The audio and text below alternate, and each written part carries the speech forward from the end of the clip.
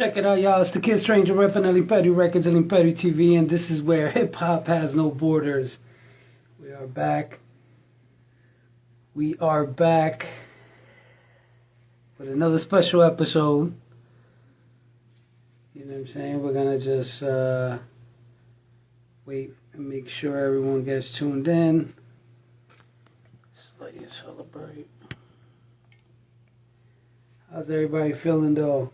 Yo, shout out to one of the sponsors, A to Z Studios, my guy Angel Rodriguez, blessing me with this t-shirt. You know what I'm saying?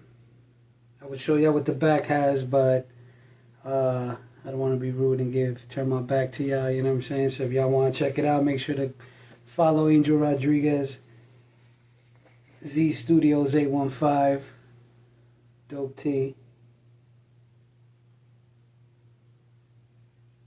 We in here. We in here. We are on episode 40, if I'm not mistaken, and it's with the homie Essince, co-owner of VIP Records, Grammy nominated, owner of Akron basketball team.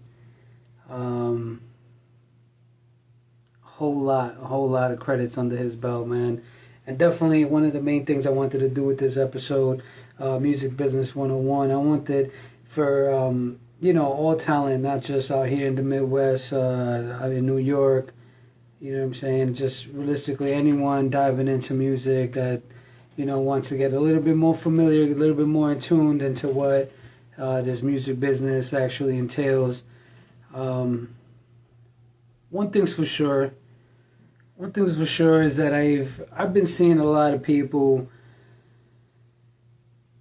and I mean, not knocking anyone that's doing their thing with the music and the entertainment, but realistically, a lot of people are doing it but are not doing it.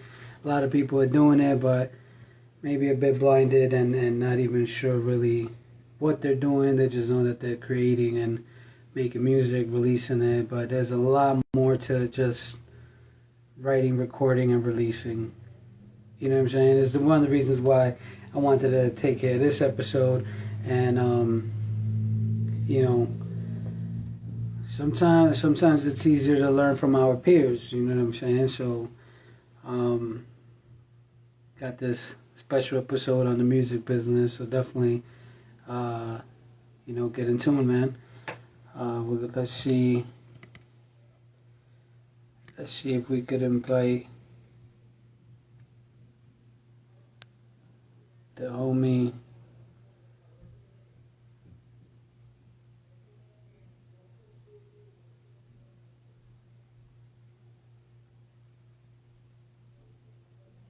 Let's see if we could get him on here.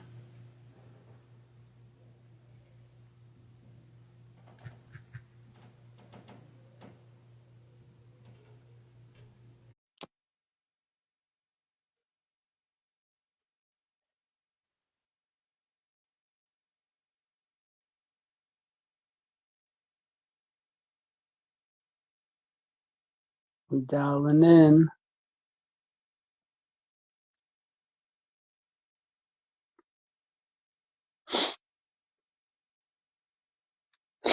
Yeah, and definitely shout out to, all the sponsors, those that continue to sponsor the show. There's definitely improvements, a lot in the works, upgrades, certain business moves perhaps weren't really happening or weren't making much sense. So now, you know what I mean, adjustments have been made and will continue to be made as the journey we progress in the journey. So definitely it's gonna be a dope it's gonna be a dope journey, you know what I'm saying? Oh, let's see what we got over here.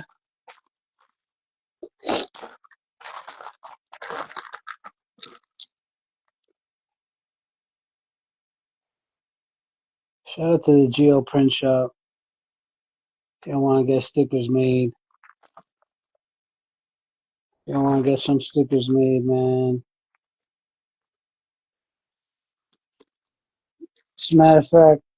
As a matter of fact, because this is the music business episode 101, you know what I'm saying? I'm going to just have a sporadic moment right about now. You know, for the first three people to place their sticker order through GL Print Shop, 50% off. You know what I'm saying? Just make sure you stay episode number 40 with Essince, and we're gonna get you right. You know what I'm saying? Shout out to La Plaga. Shout out to Sinful Pecador. Shout out to Six Syllables. Shout out to Capital I Man. Capital I Man, what's up, bro? Where you at? Shout out to the whole HCP. You know what I'm saying? And let me see if we can get Essence up in here.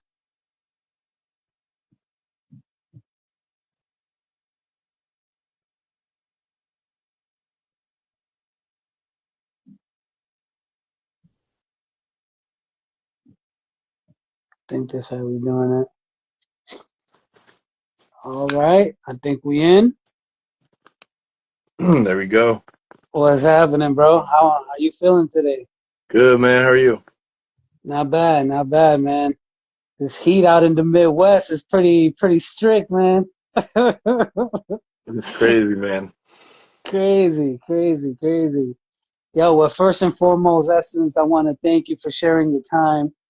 You know what I mean? Of course. It's been a while since we've spoken. It's been a couple years. You Mm-hmm. know, for those that are not familiar, I want to give you the stage and then allow you to go ahead and introduce yourself. You know, state your name, where you're from, and what you do. Absolutely, absolutely. So originally I was born in I don't know if you can see, gotta rep the home team. Just had a great game against Panama tonight. I know Mexico and Saudi Arabia playing right now, but born in Honduras and was adopted and raised here in the US. So spent a lot of my life in Ohio, man. I've lived in Hollywood. I went to school and lived in St. Louis. I studied abroad and lived in Thailand. Like I've been around, but Nice. it started with music, man. Yeah. Lifelong fan of music. Always grew up listening to it. Music always in the house.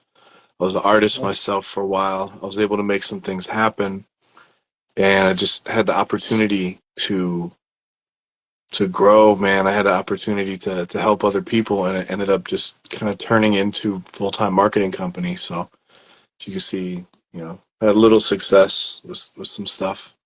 Yeah, man. You Definitely. Congrats. know, Congrats yeah, for blessed. sure, man. Hell A yeah. I couple know. I little, know. I know. A you lot know, of us aspire to have some of those plaques on our walls ourselves. You know, me being one of them for sure. Um, One of the things that I really found very humbling, considering an individual with your expertise and everything, that all the knowledge that you've gained throughout the years, but I remember when I first met you, it wasn't one of those type of situations where you felt like you were maybe too good, to you were very approachable.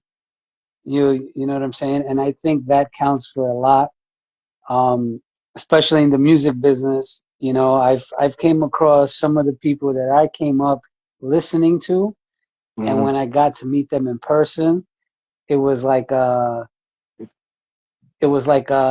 it had to be like a fast moment, like you had to be ready either with your yeah, phone or with the Sharpie, and you had to be like on it, you know what I mean?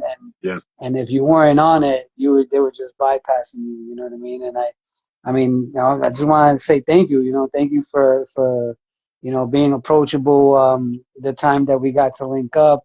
Actually, you know what? The first time that we actually got to link up and we um we connected was when Reverie came out here, Hmm. or to New York rather. Yeah, Um, and that was dope in itself because then I remember second time around. As a matter of fact, Reverie was the first one to kick off at Imperio TV. that's dope. That's That's hella dope. dope. That's hella dope, man. And I was looking, I was backtracking not too long ago and just trying to like see like who I've interviewed and kind of just studying Mhm. myself, you know. And then I go back and I'm like, holy crap, like Reverie was legitimately the very first interview. That's awesome. You know what I mean? And I had to bring it back to you, and I was just like, well, you're the man. You're the man that connected that. You know what I'm saying? So like now it's time to give you your flowers and you know, like let's talk a little bit about so you said that you jumped into being an artist for a period of time, right? Hmm. What's one of the obstacles that you found yourself encountering when you were, let's say, in the very beginning of your music career? Absolutely, man. And first, man, I appreciate the kind words, man. I always try to make sure, that's my way of giving back. I've always had mentors and people who help me along the way. So if I can answer a question and help somebody out with something, man, I feel like I'm supposed to. Yeah, oh yeah, Thinking back on my artist days, man, the struggles that I had. So it was easy for me to get people to a show. What was difficult was the way that the shows were structured and, not getting taken advantage of. yeah, So the promoters like in Ohio back then, and this is like early 2000s, right? Cleveland was like a ticket sales city. So if you wanted to do shows, you had to sell tickets, which is fine. You should be able to sell tickets, but yeah, you got pimped on them. Like the big venue, Peabody's had 3 stages, and everyone had to sell tickets at like $15, and you got $1 a ticket. If you sell 50 or more, you get $2 a ticket. If you sell 100 or more, you get $3 a ticket. So like, yo, you sell 100 tickets, you make $300. I'm like, yeah, and you make 1,200. Like, damn. And I had this guy that I did shows with, and I was bringing 50, 75 people out, and he decided he didn't want to pay. I guess he didn't want to pay me. He always came up with some excuse like, oh man, I gotta pay the DJ and I gotta pay the engineer and all this stuff. Like, all right, like I get it. yeah. Didn't understand that until the bartender told me like he doesn't have to pay any of that stuff. One time he was like, "Oh man, it's the summer, man. You know what's hot? We got to pay the AC in here. It's hot in here, bro. Like all that comes out of my tab." And the bartender's like, "He doesn't have to pay for any of that." And one time the Just DJ, profiting. the friend of mine, he's like, "Man, I ain't even getting paid for this, man. I'm just doing this because I'm trying to break out in this market down here in Kent. This is different city, like 35 minutes south of Cleveland." He was like, "Man, I'm just trying to, Uh, break into this area. I'm just doing this on the humble." And he bounced. And the guy after the show was like, "Hey, man, what's up about, getting paid for this?" And he's like, "Oh, man, I got to pay the DJ. I got to pay." And that's when it finally clicked. I was like, damn, this dude's just taking advantage of me. He would have me go on, and then he would go on immediately after I was done. Like, he would jump on stage during my last song and, like, try to be my hype man yeah. so that my fans would all stay during his terrible set. So like it was rough, man, learning that. Um, and it didn't have to be that way, but yeah, so when I promoted shows, man, I always tried to be fair to help artists out. Like, it's a business and it needs to be treated that way, but doesn't mean you have to like do someone dirty. Man, we can yeah, yeah, do better if we go together. So, or go farther if we go together, I think was the phrase, but yeah, yeah. I think it's crazy. I've and one of the biggest reasons why I felt like this type of episode, with this resourceful knowledge is necessary is because I feel like throughout the years that I've been, writing music, recording music, Mm. networking with other artists, not only artists, promoters, all sorts of like business people. It never fails to see that, I guess that cheat scheme, where it's like the individual wants to see how much they can get out of you, Yeah. for them to progress and completely like it's like, okay, what can I get out of you? And it's good like for me, you know what I mean? Like what Yep. can I get out of you that's strictly only gonna be beneficial to me, Yep. right? And so with this type of episode, I feel like I came across like artists that might feel like they're like up here with it, because maybe they've Mhm. released a couple of successful records locally or whatever, but they start to feel like they're really up here. You know what I'm saying? When Yep. you catch some of their shows and like no one is there. Yep. Like no one is cheering you on. Hmm. No one's buying tickets to go see you. But then you're still feeling like, and I mean, not knocking anyone because everyone should feel like they're up here, right? Hmm. But you as an entrepreneur, a businessman in this type of industry, with plenty of years under your belt already. What's a piece of advice you would give to an individual that's already feeling like they're up there? You know what I mean? To like maybe not so much bring them down from their cloud, Hmm. but to kind of maybe give them a little bit of insight, like like a little humbling piece of advice. Sure. Like what would you say to someone like that? Sure, man. It's so much of this success, especially in an industry like this, is temporary. It's fleeting. You gotta do it again right away. Yeah, So the fact that someone like Drake could be so big for so long is incredible. Like that's rare. How many of these guys do we hear who've got a hot song and that's it? You don't even ever hear from them again. It's not like yeah, they're big and they go, hey man, it was a single deal. I'm going independent. Like they just disappear. You don't yeah, even yeah, hear from them. They can't get booked anywhere. Even when they were big, like they weren't getting a lot of bookings. Like the way that technology allows us to find trends and hear new things so fast, your style might be old. How many people might go viral? Maybe they get a deal out of it, and then your stuff's not hot anymore. New trend yeah, that man, that style of beat's not hot. Your delivery, whatever it is, or you can't reproduce it. So many of these people, they just I want them to know that you always got to stay on top. You always got to keep recording, keep writing, keep working on your craft. Don't be a jerk.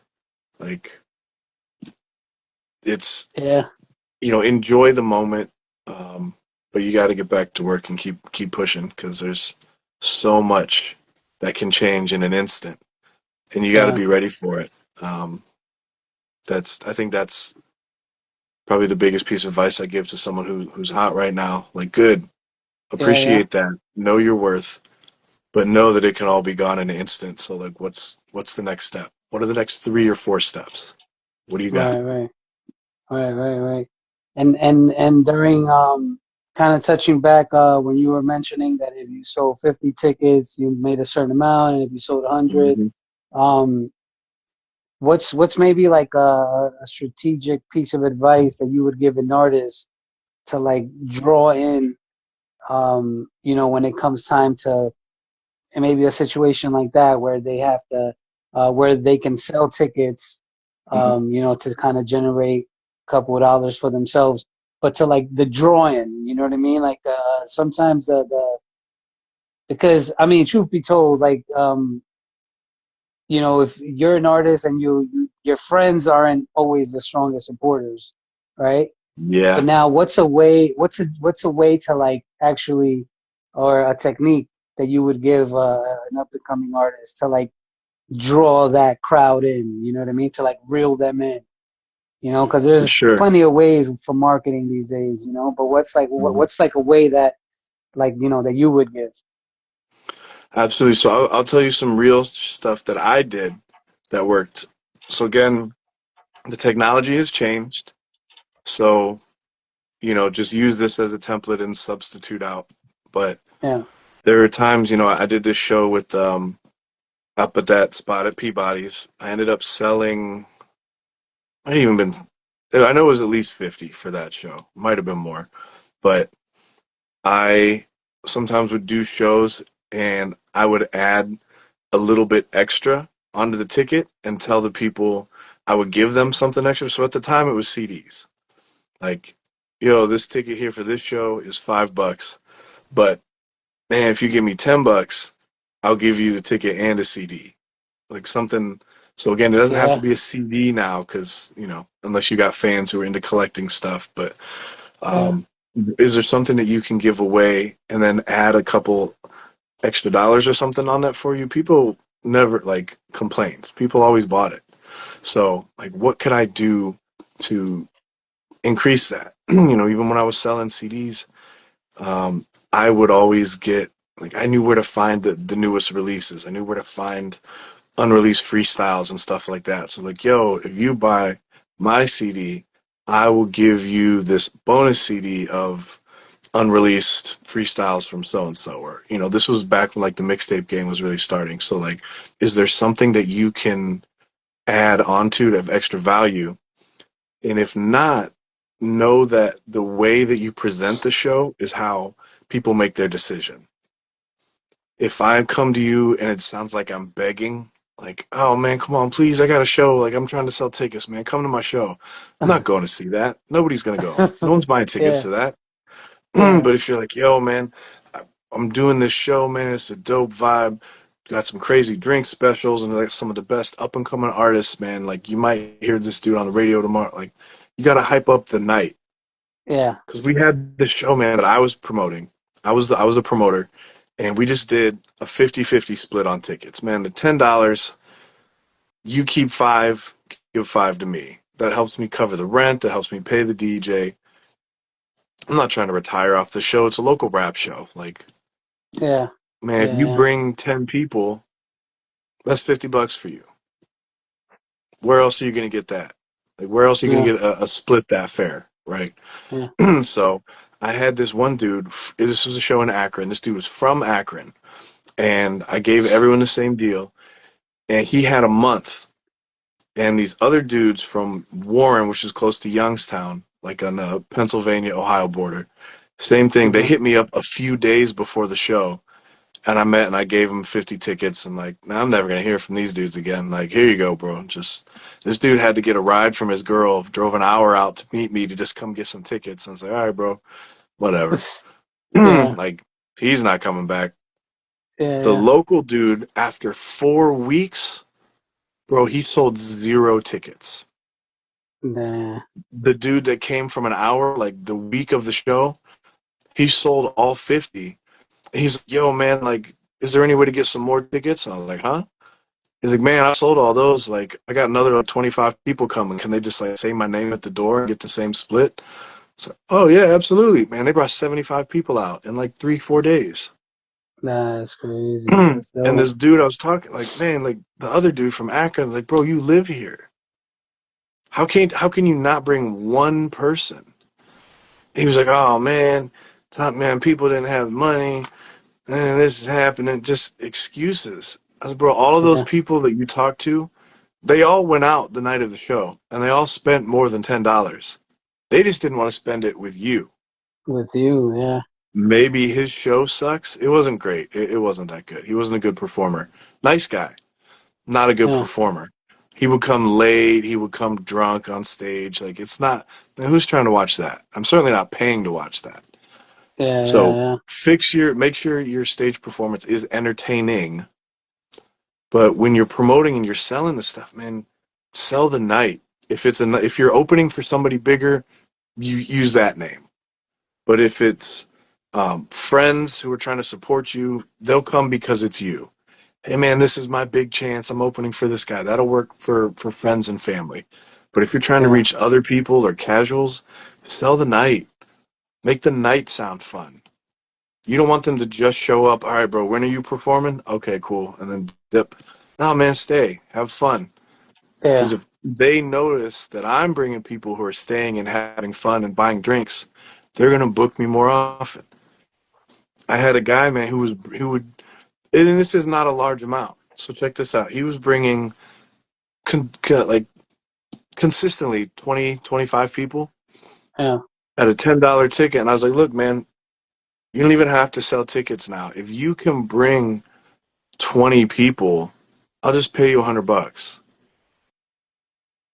Like, where else is this dude? Where else is an indie rapper in Akron, Ohio, getting paid $100 to perform? Yeah, $100 isn't, you know, retirement money.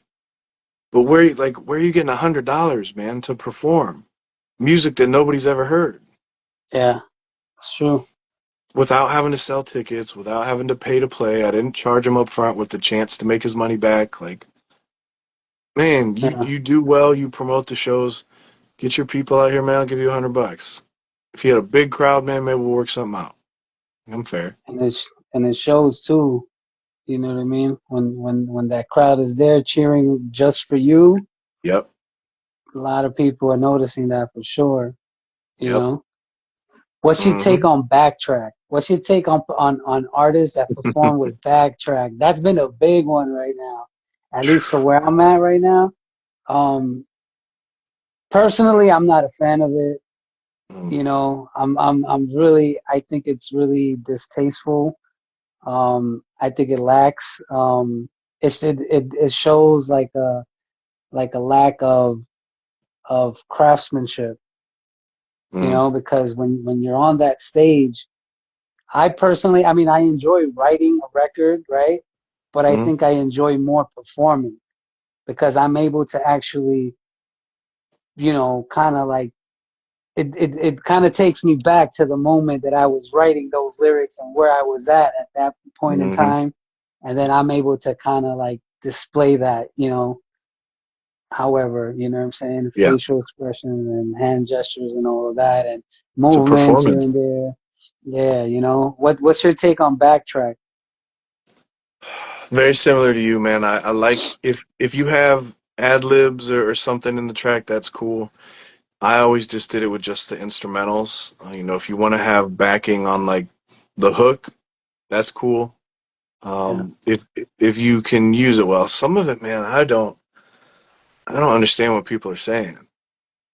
yeah. Like always. And like I was a engineer, I went to school for audio engineering, so man, I'm listening and it's just like, man, I you're stumbling over your words, especially if someone's coming on stage and they're like drunk or high. Like, bro, I can't hear you. I don't know what you're saying because Yeah, you can't match the timing of the record. So maybe it's the space. Maybe you've never performed with like monitors in front that you can hear yourself.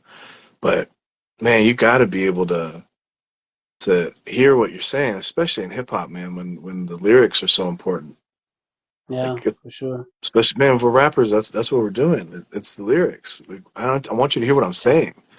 Yeah, So yeah, exactly. I want to be like heard. man, Hell or get a yeah. hype man or person, on stage with you, or have your DJ help you out in certain spots if you can. But I really don't. Man, I don't know if you remember that verses with the locks and was it Dipset? Oh man. Yeah, And man, locks was clean. That was such a dope performance from him, and like for real. that was like a recent time when we were like, okay, like your your backing tracks, if that's overpowering what you're saying, like even at that level, the success that Yeah. those guys have had. Yeah, some of them didn't even remember the lyrics to their own stuff, No. which is crazy. And man, if you didn't at that level, that's different. But if you're independent, let's say worst case scenario, you forget your lyrics. Well, if it's just the beat, man, freestyle it, figure it out. You've got Yeah, a safety net when you're coming up. At that level, like I don't think there's any excuse for that. Even now, you should know your shit. But stuff happens. Like it's happened to yeah, me before, and I was like, oh man, what is that last verse? And like, I'd usually remember it, but if it was just a beat, man, I'd figure it out. I could freestyle something when I was doing it. Yeah. So it's a nice I safety remember net. there was this. I remember there was this one time where legitly, I think it was in Staten Island. We were doing a show in Staten Island, and legitly, like 5 seconds, bro, 5 seconds before I had to get on that stage, my mind just went blank, right? So Hmm. then and then I look over at one of my boys, and I'm just like, fuck, and I had this like blank stare, right? And then he was Yeah. like, yo, you good? And I'm like, yo, really quick, how does my verse start? Right? And Yep. legitimately, like a second before I had to get on stage, he just told me the first two words or something, and then Yes. everything came right back to me. And Yes. then I had to get on stage, and I was like, yo, like that was such a Yep. close one where I would have just walked up on stage and just gone like blank and froze. Yeah. You know what I mean? Like I think it's Yeah. crazy, man. But I definitely enjoy performing on just straight instrumentals, a couple ad libs Yeah. just in case if I need to catch a breath or something like that. Um, but I also for like an up and coming artist, what's like a piece of advice business wise, Hmm. that you would piece of advice you would give an up and coming artist just to get their paperwork, like up to like everything straight. I feel like that plays a huge Yeah. big role in a music career. What's like some pointers you would give the people for those that don't got their paperwork, on point, things like that. Man, it's so important. The publishing is big. One, because you're leaving money on the table and it gets yours. I Yeah, remember when the MLC started, the Mechanical License Collective. It's an agency. It's kind of run by the government. They oversee it, so it's not an independent agency or company like a BMI or ASCAP. Like they are collecting mechanical royalties for you. So if I listen to your song on Spotify, let's say you used, I don't know, DistroKid, TuneCore, doesn't matter. yeah, They put your song out and I listen to it on Spotify. They pay you as the artist. But the MLC and some of these other places, they'll pay you as the songwriter. They pay the producer who owns the copyrights to this. So there's additional money every time someone listens to your stuff, whether it's on YouTube, Spotify, Amazon. There are two payments that are being generated. So if you're not collecting that, you're literally leaving your money out there. And if you don't claim it, it just goes back into the system and they just pay it out to the people that are in, like kind of pro rata. Like, man, if Beyonce's generating 20% of music revenue, well, then 20% of what they have left over is going to go there. Like, the MLC, I wanted to say they reported like 300 or $400 million in unclaimed money. It's just that's sitting there. crazy. And to just, even on a simpler, more basic level, if you're registering your stuff with like BMI or ASCAP, make sure that you have your name correct. If I do a collab with you and you're like, yo, man, I'll register it for us, okay, that's fine. I can do it. You can, it doesn't matter to me. But if you just guess, like, okay, well, I know his first and last name, I'll just put that down. That might not match what I registered with. I Yeah, registered first name, middle name, last name. And if you just write in first name, last name, that's not me. yeah, Either to go to the wrong person or it doesn't go anywhere. I had an artist I worked with here and I was helping him out. And I went through his publishing stuff to just help him correct it. He had 40 songs out there that were incorrectly registered by other people. damn, Some had his first name, last name. Some didn't realize it was first name, middle name, last name. Some just put him down as an artist name. Some put his record label name. 40 songs. Who knows how long it had been like that he wasn't getting anything for. that's crazy. And it was with BMI, which is a little more difficult to make corrections. On ASCAP, I can log in and edit something myself, but with BMI, we had to submit it, and I had to get a letter of direction from him saying, "Hey, BMI, he authorized me to make some of these fixes and corrections on his account, or like in his registrations." Yeah. So this dude was just leaving money out there, and he just didn't know it because he That's trusted other crazy. people to do it who had no idea what they were doing, and they were bums. I don't think they did Yeah. it to, to screw him over or anything. They just, but they did. So, Careless. man, the paperwork's so important. And if you should find out and understand. It's important for you to know what's happening. But I know some people, they just like, I just want to make the music. I don't care. I don't want to do it. One, you're priming yourself to get fucked. You're just Hmm. begging for it. You're begging to get screwed Yeah. over and taken advantage Yeah. of. But also, you should know how it works. Even if you don't want to run it day to day, you should be familiar with the Yeah, for sure. process, even at a basic level. It's so easy, man, for a business like this. It's gross, bro. It's a grimy business. So if you got someone who's willing to help you out, even just registering stuff or putting stuff in a spreadsheet, or when you release something, at minimum, take a screenshot so you know the ISRC code and the UPC, and at least just so you have it somewhere. But Yeah, the paperwork's so important, man. It really is. It really is. for sure. Oh yeah, no, I definitely agree. Um, how did kind of jumping around real quick? Mhm. How did that turn out with I believe you were recently in New York, right? And Yeah, you were doing some work while there. How did that turn out for you? it was great, man. I met this artist. He's special needs. He has Tourette's syndrome, and Okay. he a rapper. And man, I think music is dope. I think everyone deserves a chance to try. I think everyone Yeah. deserves a chance to record his or her music and put it out. Man, let the people decide if they like it or not.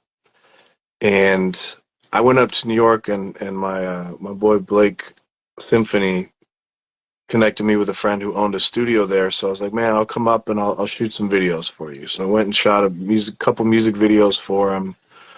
I brought him out to a mixer event that happens every Wednesday in New York, with DigiWax, the record pool DigiWax. That was the first time they ever did their Wednesday call live. So it was really cool to go out there and in person, just introduce them to people and show them a different side of it. Um, It's cool. but connecting with other people while I was there too, man. Always doing other business, but uh, it's cool to help out, man. I wanted to get out of the city. I wanted to try something new and do something different and shoot a Yeah, video and help this dude out. So that's dope, man. That's dope, man. Definitely salute to you. And the Akron basketball team. hmm Talk to us a little bit about the basketball team. How did you jump into the basketball team from music?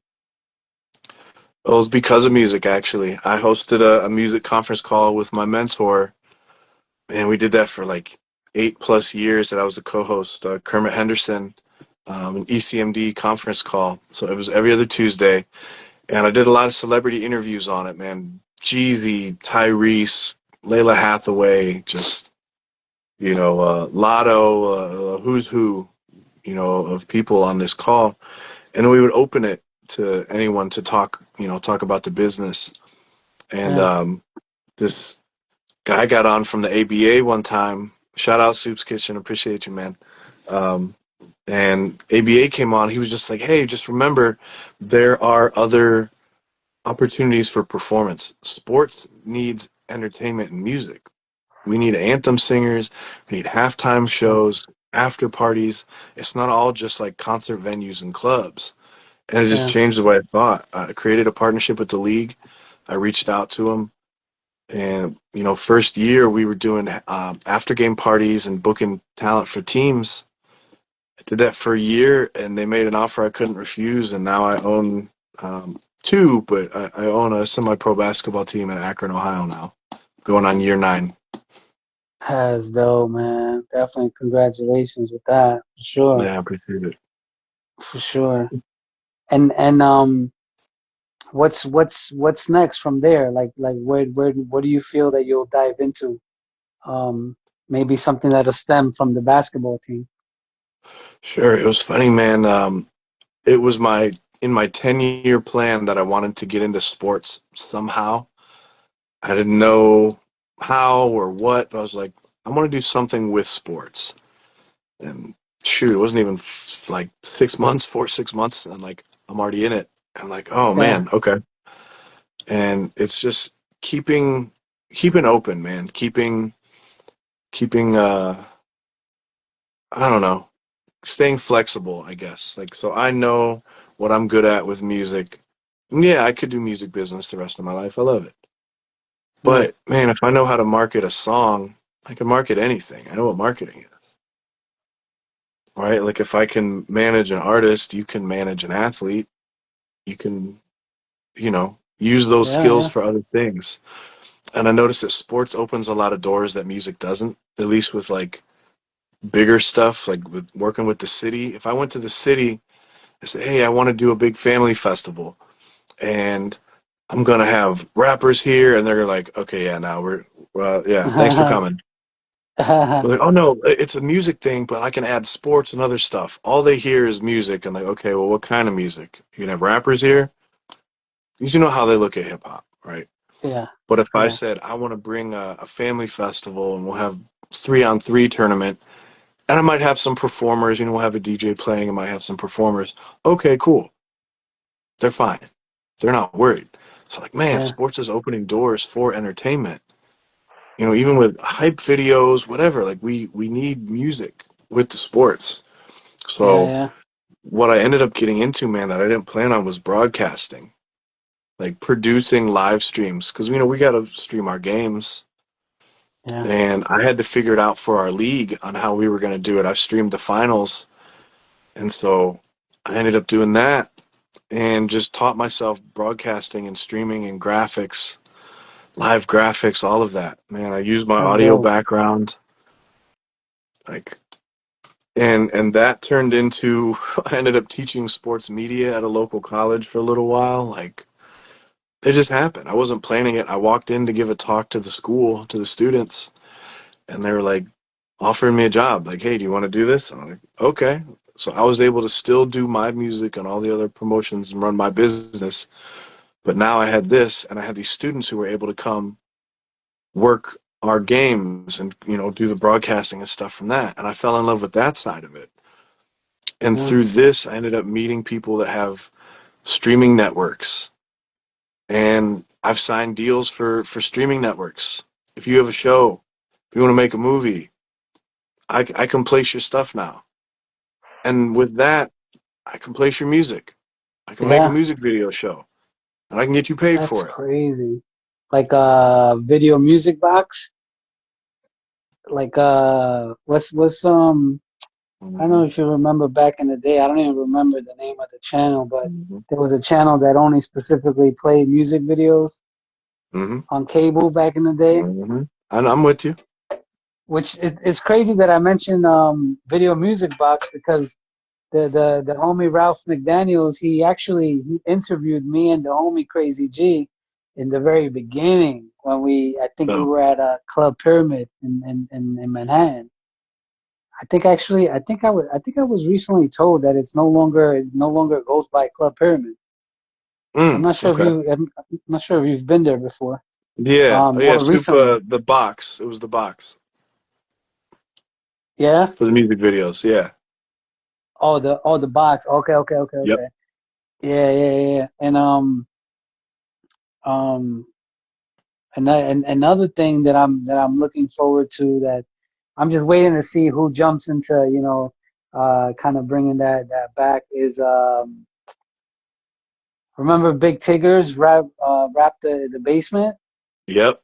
That's Oh, I watched that's that something religiously. that, Yep. that's something that I'm kind of like, and I thought I recently saw a video where Big Tigger was actually like reintroducing that again, but Mm-hmm. I don't know if that's actually like a legit thing. But Yeah, so I'm looking for content now too, man. It's expanded so that I'm producing stuff. Like I want to do more stuff. I just got a show picked up, platform called Red Coral Universe picked up a show we did called Yellow Spot. And it was Yeah, just a showcase. Like we had just solid yellow wall and independent artists from Cleveland, rappers, singers would come and perform. And, we had 2 seasons worth of it and I just got it picked up. So it's on the nice, platform now. So nice, nice. that's That's what I'm kind of getting into now, man. I'm fascinated. I've produced a couple movies. I've helped get product placement. I've helped, and it's just skills that I had of talking to people, and it just legitly was able to translate when into people other things. when people think that being in or you know being in the music business, when they think it's only music, you know what I'm saying, and not really realizing that like you could legitimately branch off to like anything and Yes. everything off Yep. of the strength of music, Yep. Um, some years ago, which is an inspirational moment, I'm gonna share real quick. Was a time when I went out to Yucatan in Mexico, Hmm. and we got to not only perform for an entire school, Yep. right? It was like a school. I'm not. I don't know the exact vocabulary for it, but it was basically a school where like all the bad kids went. You know what I mean? Like Yep. the kids that were turning into like guns and violence and troubled backgrounds and things like that. And Yep. we legitimately got to perform for the entire school, That's cool. and from that. It kind of opened up at least my world, to kind of see like off of the strength of music, I'm out here in Yucatan, Yep. Mexico, performing for these kids, right? Yep. And I legitimately had them involved at like, during my performance and stuff. So I had like one side screaming, hip, the other side screaming hop, and then you would hear them Hmm. hip hop. And it was crazy to know that That's these awesome. kids have never met me from a hole in the wall, and now here they are involved. You wouldn't even think that these kids were like into what they're into, attending the school that they're attending. And then Yep. here I am, you know what I mean? And legitly, it was like one of those wow factors, where you're just like, hold on, these are the kids that are bad. Like these kids look like really innocent, you know what I mean? And it kind of goes back to like, Hmm. their upbringings and their environments and things of that nature that kind of steer them into, those bad moments and things like that. Um, what's one moment for you as you were, in the beginning when you were jumped into being an artist? What's like a moment that you remember that kind of took you to one of those moments where you're like, oh, for the strength of music, like I'm here. It's funny, man. High school. It was when I was in high school, man. I was performing um, uh, the talent show. I used to do all the talent shows and all that stuff. And there's one song that was like a little deeper, man. We had a lot of deaths in our school. There were like 5 deaths when I was in high school. 4 of them were suicides. Mm, And I knew most of the people. Like one was one of my teachers. I had a few friends that did. Um, One kid was murdered. Um, crazy. Another one was in a. It was just crazy, man. There was so much stuff happening, and I did a song. Just kind of wrote about it. Just kind of what Yeah, we were going through, and I performed it. And the lights were like right in my face. I couldn't see anyone. I couldn't see the front row. There was just nothing. yeah, And I am listening. I'm like, man, I'm not hearing anything. Like no response, nothing. yeah, Um, and I finished the song, and like everyone, it just like exploded with like applause and everything, man. And it felt so cool. Just because people were so silent and just like listening to what I had to say. And we're they just were relating listening for to it. And it sure. was like, man, people are actually listening. So it was just so cool to hear that, man. That people were involved and wanted to hear what I had to say. And then even just, man, I sold like over 200 CDs just during lunch when I was an Nice. artist in high school, senior year of high school. And it hit me like, man, this is different. Yeah, Like yeah, it changed everything. It wasn't just me recording just because I like to do it for fun. Like, oh, I'm an artist now. Like I'm a professional now. Like I made my yeah, first couple dollars. yeah, yeah. And those moments like just changed how I see everything. It really did. That's definitely dope, man. Those type of moments, I like, throughout the years that I've been, as an artist and writing, recording music, releasing it and Mhm. everything, and I know sometimes certain artists they hesitate to release some of their work. Yeah. Not saying that I've never hesitated, right? Because like I have, of course, right? But Yep. I think when as an artist, like when you're writing a record and like, okay, this is one of those that's definitely gonna go out. I'm definitely gonna release it.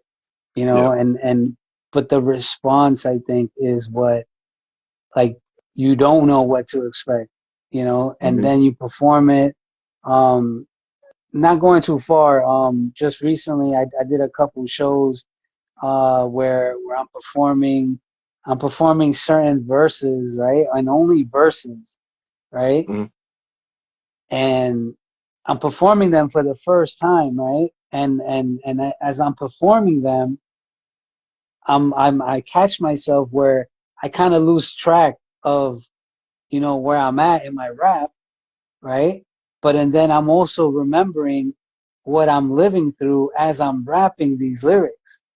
Mm. You know what I'm Nice. saying? So it kind of took me back, and I was like, holy fuck, like I wrote this record like 20 years ago, and I'm just performing it for the first time.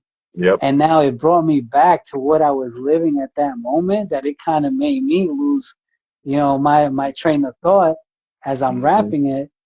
But it's because that's how personal that verse was, and just people don't even realize, like, legitly, when you're writing something, and you don't know how the people are gonna respond to it, but you just know that it's coming from a real place, you Yeah. know. Have Absolutely. you have you have you ever felt that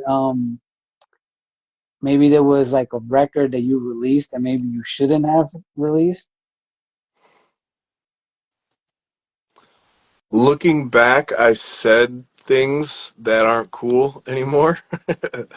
But Okay. at the time, I didn't notice. Um, Actually, no, man, there was one. I remember there's just some line I said, and it was just making a play on words.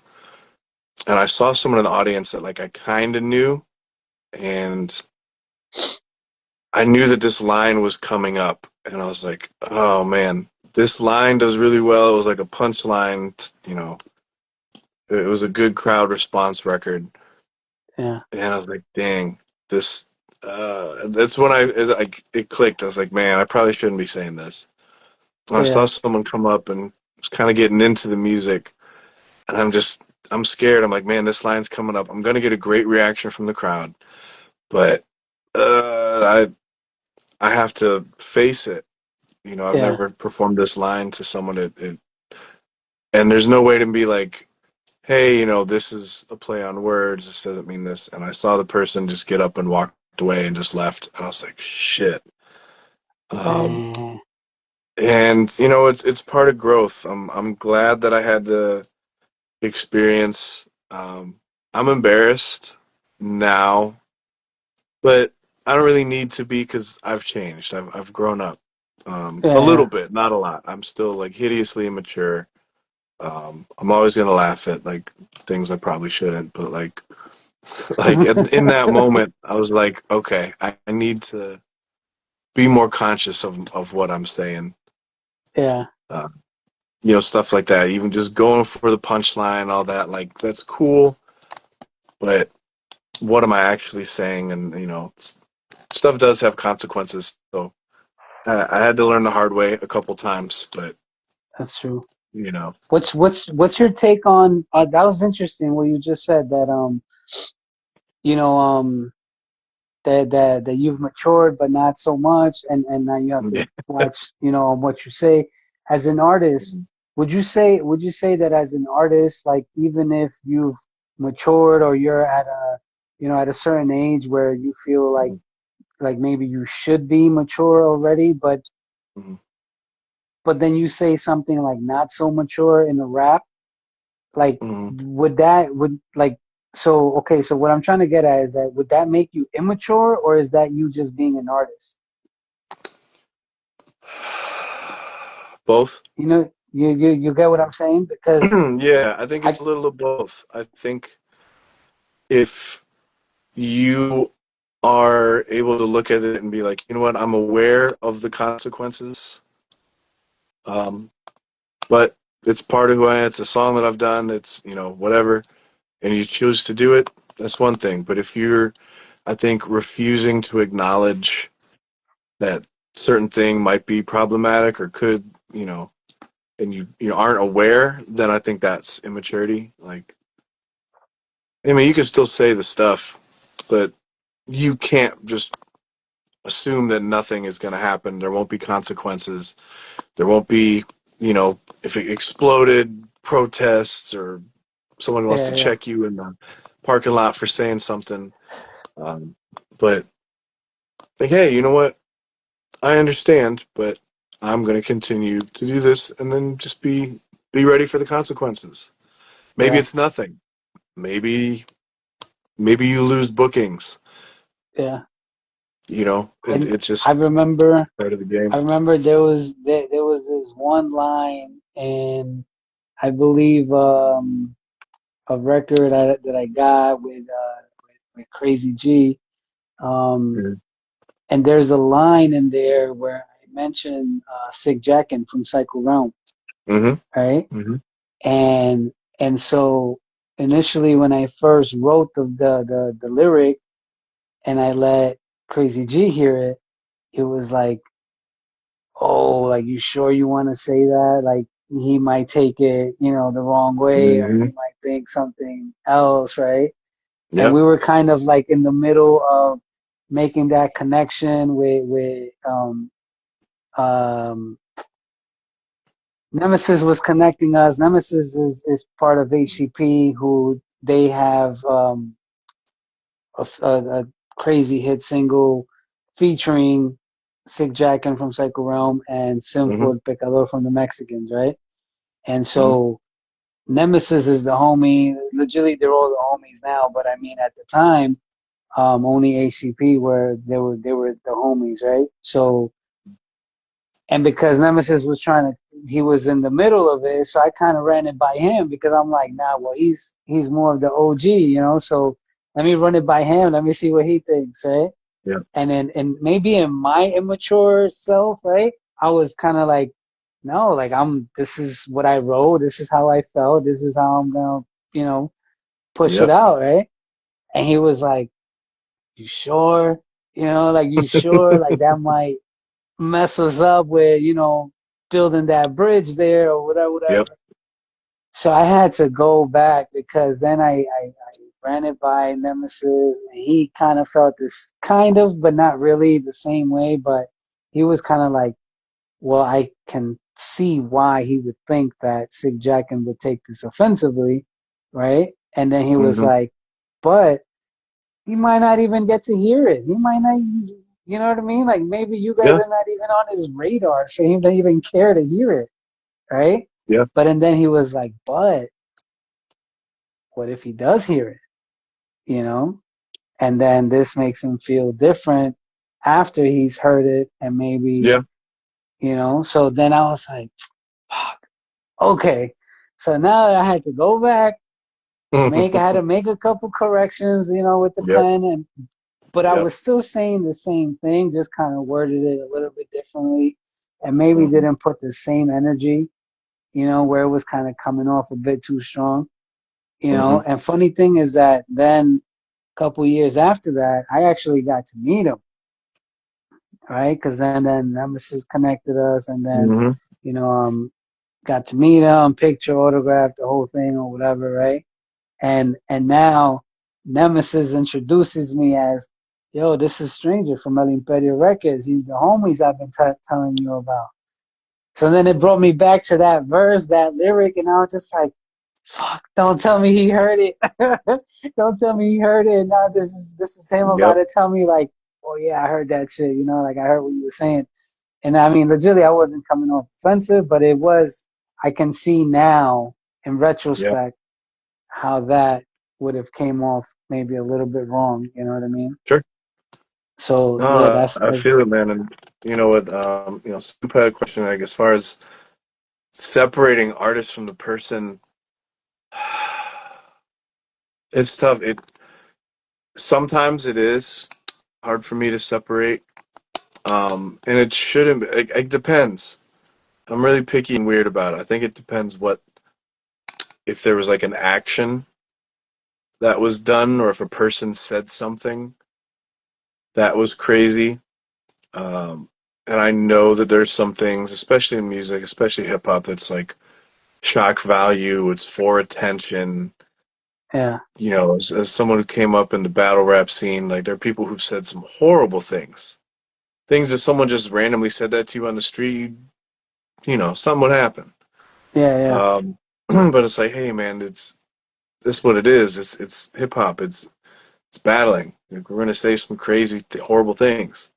yeah, yeah, Maybe especially the easy I guess example I can think of is Kanye. Um, right now uh-huh. he's saying some things all the time. Um, some of it I think is very performative.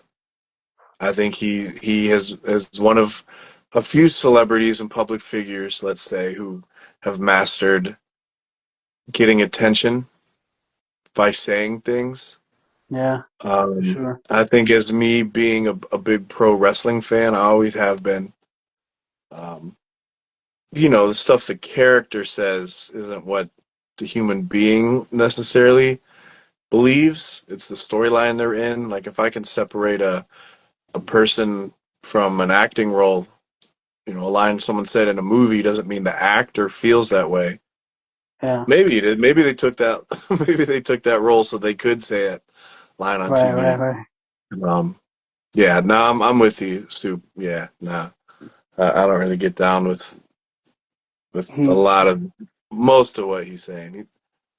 He knows he, how to stay in the public eye, for yeah, whatever that's worth. I guess that's but nah, there's some stuff, performative or not, man. I can't really support. yeah, yeah, yeah, yeah. No, I Uh, don't, I don't, I don't fully agree with everything that he says or puts out. You know what I mean? There's some things that are pretty creative. Like hmm for example, when he came out with there was like a piece of hardware that he had like his album exclusively Yeah. on. hmm I thought that was pretty creative. Yeah. Where you were able to like turn off certain instruments or something like that. Um, Yeah. Yeah. No, it was cool. He's done some stuff, but also like, oh man, I don't know about all this. you And know, I've you noticed you I know, pick you and know what choose I when don't I. get? What's that? He has this thing. If I don't know if it's just me that has noticed, but like every time he's publicly seen outside, his wife has very little clothes on, and he has way too much clothes on. You know hmm what I mean? Like the sun could be like 95 degrees, and he has like a full black suit, them Yep. long boots. You know what I'm saying? Gloves on, and you're just like, he gotta be like hmm catching infections and all of that. You know what I'm saying? Like, and Because then he you'll knows see we'll his talk wife about it, like, you'll and see here his we wife are. completely naked or something. And I Yep. kind of It's feel that. like there's like a whole message to that in itself. You know what I'm Sure. saying? Like, you Absolutely. know, Absolutely. I think the people that are able to turn off caring what anyone else says and thinks, and are able to capitalize on that and just stay in the public eye, whether it's him, whether it's shoot, Eminem was great at it with some of the lines and stuff that he had, and he really didn't care. I think the game, I think Soldier Boy, like They're all Mm, able to capitalize on saying something, knowing it'll get attention. Whether it's yeah. picking fights with people, sneak this on Twitter, calling someone out, saying something like they know how to get attention, um, and that's a form of currency now. And it's crazy that that's what it is. But man, even Yeah. politics, man, how many politicians are actually tweeting about something that I care about? Yeah, Jim Jones now. Jim We're talking about Jones, Jim man. Jones and Nas. Like, get out of here, man. He should have I never guess, said that. He should have never but it said works, that, man. It's man. a hip hop version of LeVar Ball, who was, calling out Michael Jordan. And it brought him the attention. And now that you have the Yeah. attention, he was able to say, hey, look at this brand we have. Look at what my sons are doing. He was able to capitalize on it. He doesn't care. What's your take on that marketing scheme there? You have to have very thick skin. For sure. You have to have very thick skin. Like, if you are even a little bit sensitive, don't try it. For There was another sure, man. artist that I remember who it was something embarrassing came out, and he was like, "Oh no, that was for a skit. That was, we did that on purpose just to get people talking." I'm like, okay, if that's true, you're too sensitive to do that because you just went out and said it. Like you can't be doing things like that if you're going to cave as soon as the crowd turns on you and starts making fun of you and goes, "Oh no, man, it was a skit. Oh, I was just doing that for this. Got you." Like, no, man, you were too weak to do that. And it's tough, man. It's hard. So if you don't have the the thick enough skin to do things and be super polarizing, then don't do it. I don't Yeah. believe that you have to be polarizing to, yeah, you can build, followings and fan bases. We've seen it done. But are those people actually loyal to you? Are they fans of you, or are they fan of the thing that you're saying? You're speaking their language, so they're listening. But if anything changes up, are they going to come with you? Maybe. Probably not.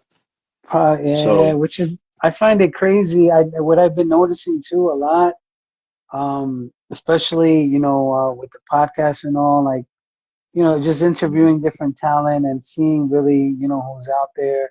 Um, each and every one of my guests, they've all been hand selected. It's mhm, not like what I'm saying. Because I want it to make sense to me. You know what I'm saying, sure.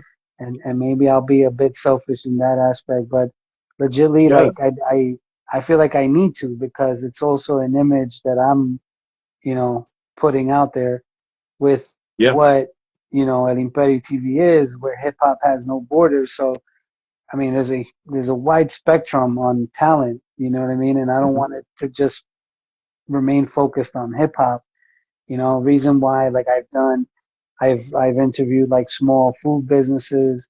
Hmm. Um, you know, I have a couple guests that are lined up, um, like published writers, Hmm. that have came out with like kids books, and I have other guests that also, not just rappers, that do hip hop, but I've been noticing a lot that artists do that crying game, like I'm gonna get on a live and I want you to feel pity for me, and I know if I get on a rant and I complain about a million and one things, I'm gonna get the people to agree with me because everyone at the moment is hurting in the same way or something like that. Yeah. And it kind of brought me back to what you were just saying, like, are they gonna follow you the next time around? They're probably not. You know what I mean? And maybe you might have their ear at that moment. You know what I'm saying? But the next rant, they might not, relate to it, and then they won't be there. You know what I'm saying? Um, Hmm. But no, man, that's like good. what? Like, I curate things the same way. Like, I have a site that I blog rarely, but occasionally I do, Essince.com. And man, it blew up it's had over 1 million hits, and I never really pushed it. I never really promoted it. You can't pay me to get on that site. Like, I only post the things that I like. I don't do music reviews. I I don't, and that's just because Yeah. I don't want to. If someone wanted me to, consult with them, and I'll talk and like, hey man, maybe you want to work on this. I'm not gonna just shit on an album just because it could maybe go viral. Like, oh, look at this hot take he had. I don't give a shit about that. I want stuff that I think is cool, Yeah. music that I like, fashion that I like. That's what you're gonna get on my site. So the fact that you're doing that with the show, like that's what is building your brand Right. with that. Like it's like, hey Right. man, it's not just open to anybody. Like I gotta think it's good, and that's what you're Yeah. doing. And so I'm appreciative. Do you think I'm known? Like I know what I'm talking about enough to be, number 40 on the show, man. I think that's cool, and I appreciate that. Yeah. Hell yeah, man. I think in order for at least for myself to continue to grow and feel motivated, inspired by my peers, I feel like I need to surround myself around those that know more than me. You know what I Hmm. mean? And I think that that's very crucial in a lot of up and coming artists. Um, I've personally uh, I've came across a lot of artists that are good artists, like put Hmm. together good music, right? But and then the Hmm. personality isn't there, or they don't have the right knowledge to like, because they should Yep. be here, but they're not there because you know what I'm saying? Like they lack Hmm. in something that kind of sets them back, Work and ethic, then character. Yep. there's really no trying to like getting them to see that. You know what I'm saying? No. Because they're just so tunnel vision, and it's just like that's all they No. see is just their way. You know what I'm saying? And Yep. it's And like they one of won't. those things. You just got to let them go through it on their own. You know what I'm saying? Yeah. So Some of them might get it eventually. Some of them turn into grade A haters, and they're great at it, and they'll find 100 reasons why they never blew up, and why someone who was successful from their area did, and they just hate on them. I saw it yeah, with Machine Gun Kelly happened, and like, man, he was so big on supporting other people. He'd come to shows all the time, and he'd stay the whole show, and he would just ask the DJ, like, "Yo, man, like, can I just do one song?" Like, that's really one way he cut his teeth, like performing in Ohio, especially like specifically Cleveland. He did this, but he was yeah, always very supportive. And he always repped like, yo man, I'm from Cleveland. To this day he does. He's got businesses here. But I noticed a lot of people who were in the local hip hop scene were like, man, he's not from here though. Like, shut up. Who gives a fuck? Like like he's he's put, bringing attention to you.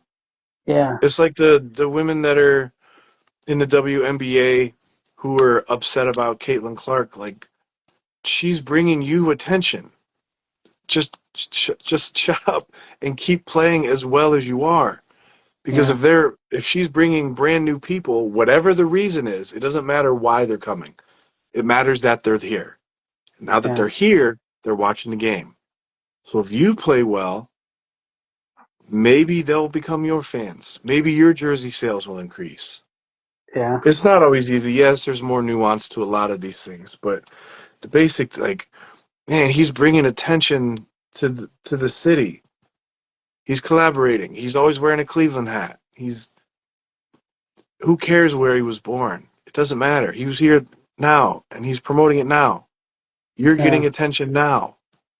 Capitalize off of it.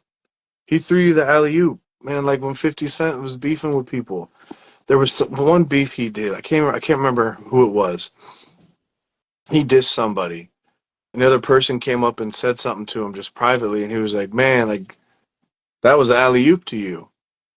Like I'm bringing yeah, attention and awareness to you. You're supposed to say something back. This yeah. is the game." So, And he's good for being that too. ready, being ready for that.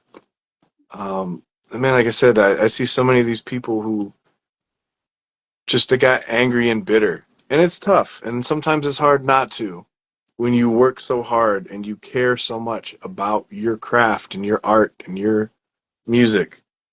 And then you see some viral thing take off and explode and like, this is stupid.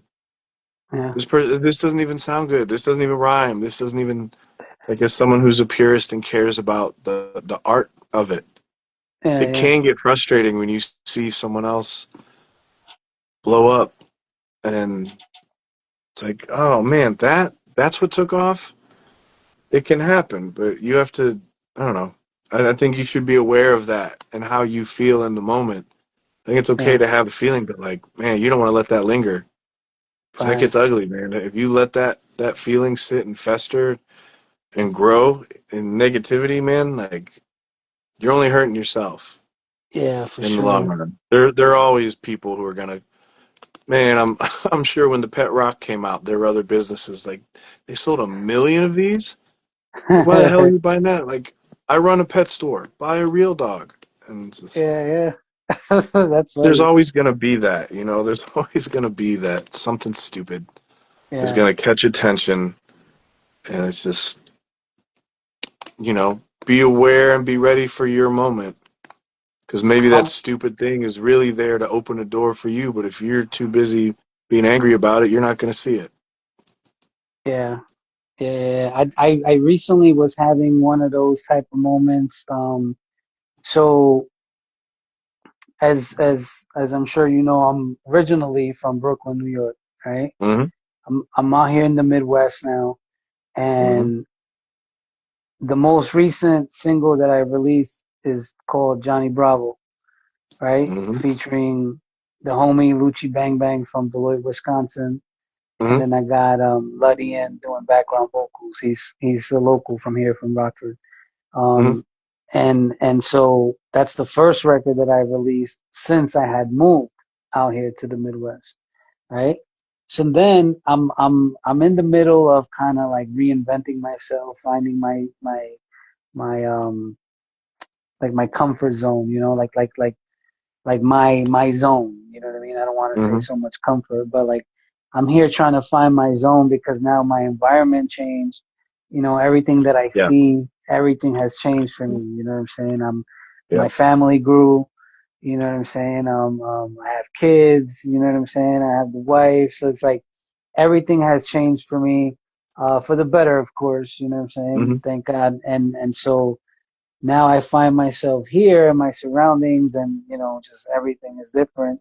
So now I was finding myself like I was trying to find myself basically, you know what I'm saying? Yeah. Because I'm just like, okay, well then now what's next? You know what I'm saying? Like what type of records, how am I feeling? Or like what's my next sound going to be? You know what I mean? So then Mm-hmm. I started networking, building relationships with other artists, and I was hearing all of their sounds.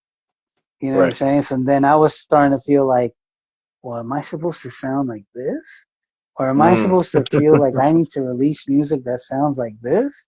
So then Mm-hmm. I was kind of getting in the middle of like, I'm like, hold on a second. Like, I'm feeling lost now. You know what I'm saying? Because I'm just like, I'm not Yeah. even sure how to feel now. Right. So Mm-hmm. where it kind of brought me back, it kind of centered me back was where, um, a business situation didn't work out. You know what I'm saying?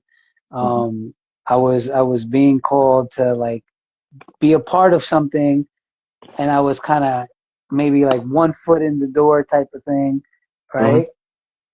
Um, but I feel like just the business wasn't all there, wasn't making full sense.